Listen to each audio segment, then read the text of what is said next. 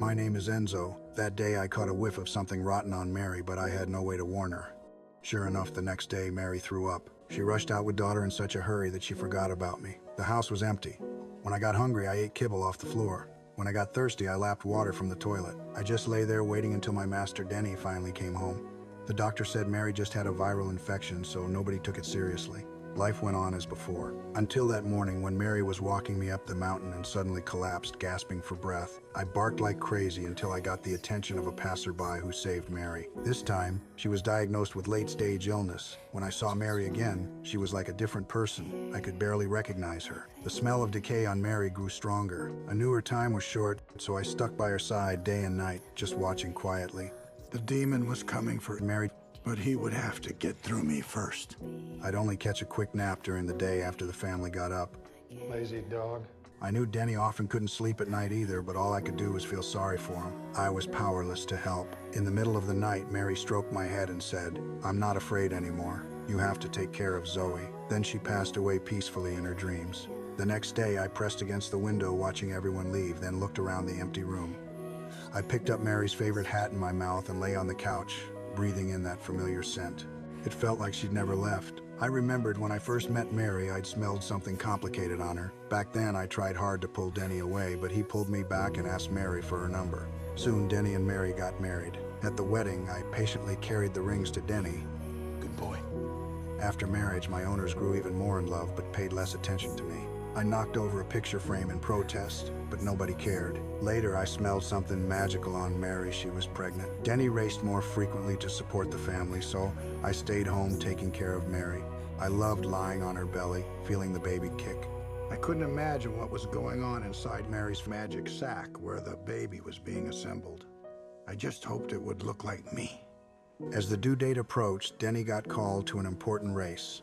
He was torn between missing the birth and missing the race. Mary told him to go, saying she'd wait for him to return.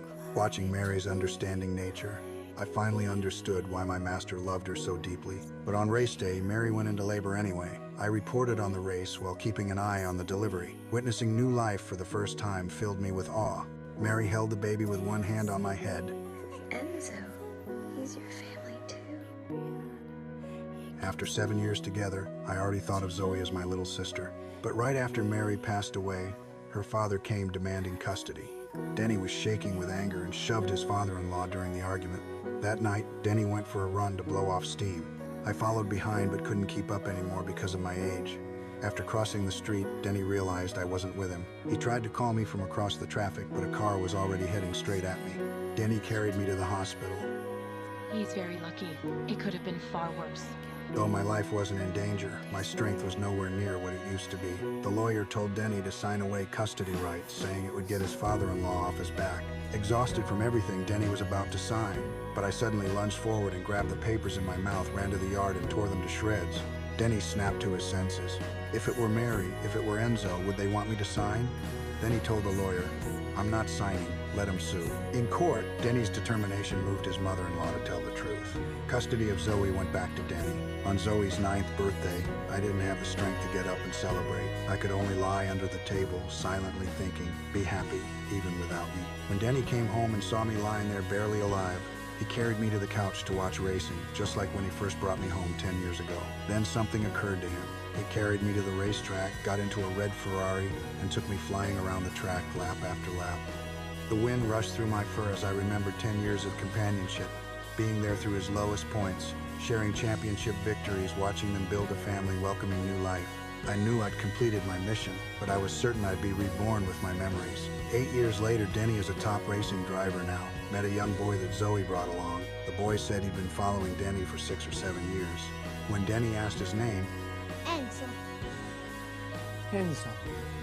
Your son reminds me of an old friend of mine. he left his phone number next to his autograph and told the boy's father, "If Enzo is ready to become a race car driver, I guarantee he'll get the best training possible." Danny and Zoe watched as little Enzo walked away, turning back every few steps. They believed they'd see each other again very soon.